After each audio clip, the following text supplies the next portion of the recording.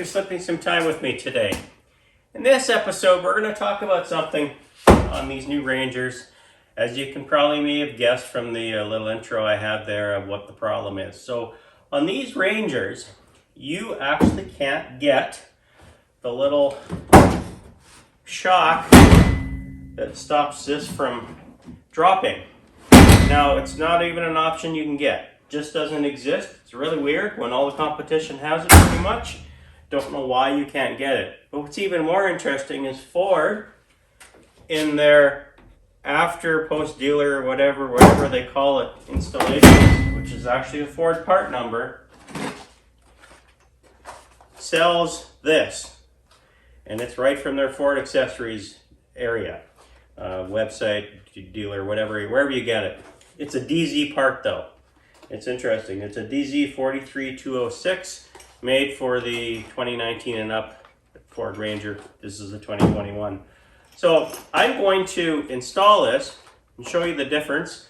I think you can tell that, it just drops. And this is a Lariat model. Like I said, you can't get this feature. So I'm going to install this and let you know how it goes. And you can watch me do the install. Okay, we'll start with opening this box up.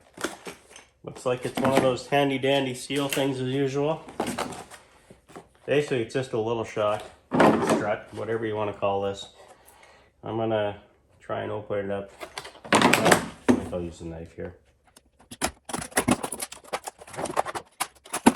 Okay, let's see what we get here.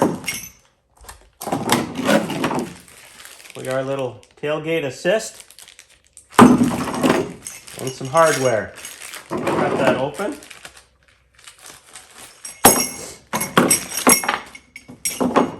Looks like you got a couple bolts, screws, whatever. Couple little clips here. There. And some little mounting hardware here, which I'm assuming ends up in all these, and some instructions. So let's look at the instructions and see what they say. And I'll walk you through it. There they are. Step 1 is to remove this bolt.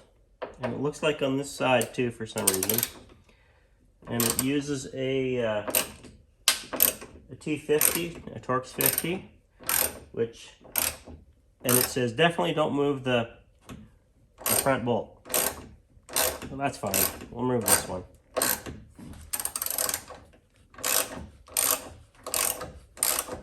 I think it's got some Loctite on it or something because it's definitely doesn't come out that easy. Got to wrench it all the way. There we go. Okay. So now we're going to do step 2. Take the shock out because it says to do something there.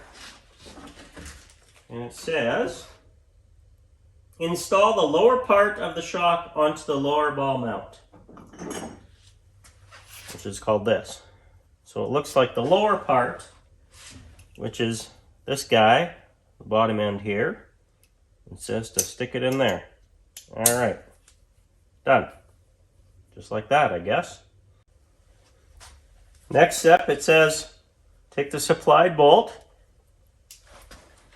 and put it in where you took that other bolt off, but do not tighten.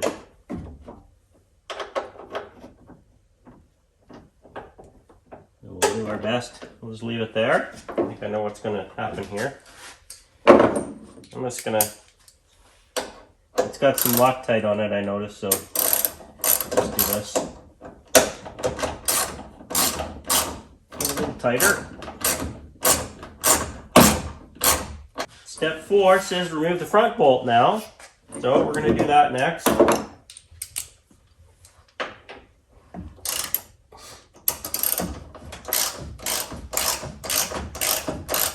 You can see why they didn't want you to remove the bolts together, because your end gate would fall down then off the hinge. So they're trying to make sure you don't screw that way.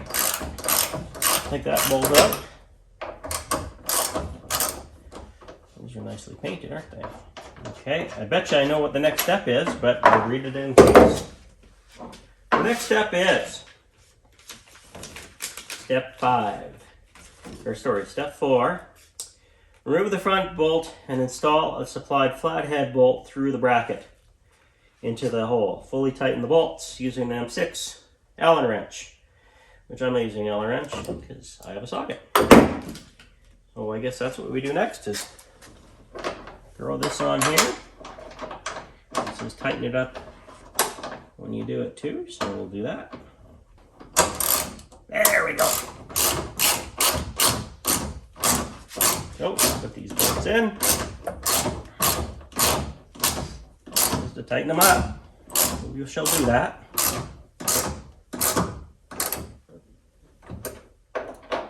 This one is next.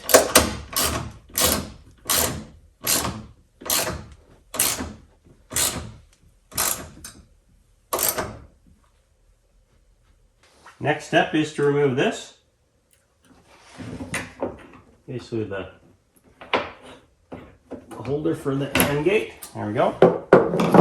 That's holding fine. And then the next step after that is to remove this.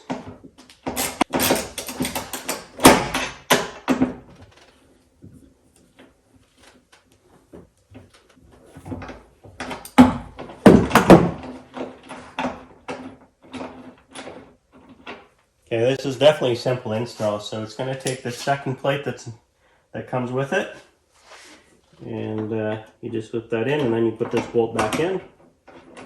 Let's do that.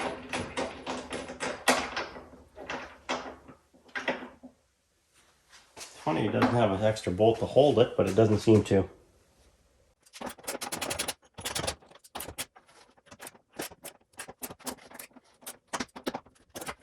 And it says install this cable back on. Oh, that's easy enough.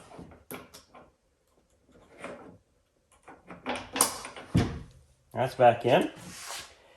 And then it says install the larger part shock on the ball mount plate, which would be this guy. Looks like better get this stuff out of the way a bit.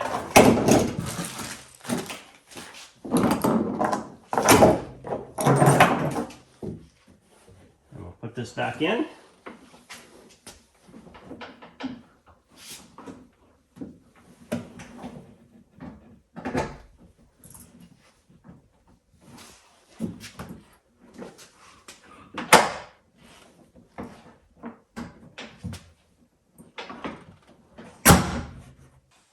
Now we're going to test it and see how well it does. Remember how much it slammed before, so let's just give her a go. Oh, that's perfect. Love it. Love it. Okay, now let's see how this works. Closes okay. Yeah.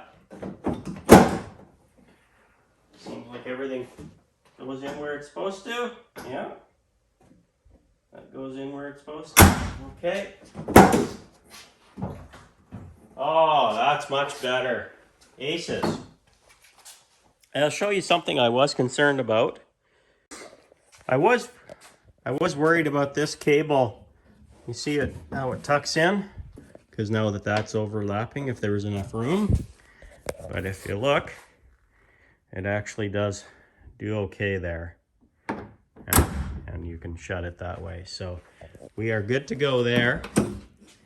And oh, that's going to be so much nicer.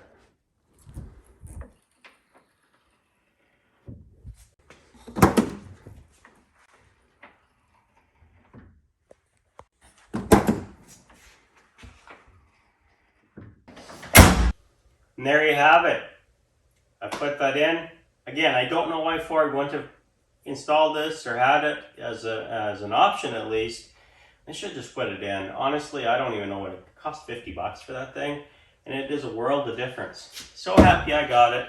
As far as the product itself, very happy with it. Looks like it's gonna work. Time will tell how long it needs to be replaced, but my first impression of it, honestly, I'm gonna give it actually a 10 out of 10 for its function, what it does. You only need the one side. It's not inconvenient. If you ever really wanted to take it off, you can. And it's good to go. Thanks so much for joining me on Slipping Time today. This was just a little bit of something I was doing. I thought people might be interested in how you can make this better and improve it upon, and also tell you how good this part is. If you like this video and other ones I do, please like, share, subscribe, bell, all that stuff. Appreciate if you could do that. Make sure you enjoy your day and always make it right.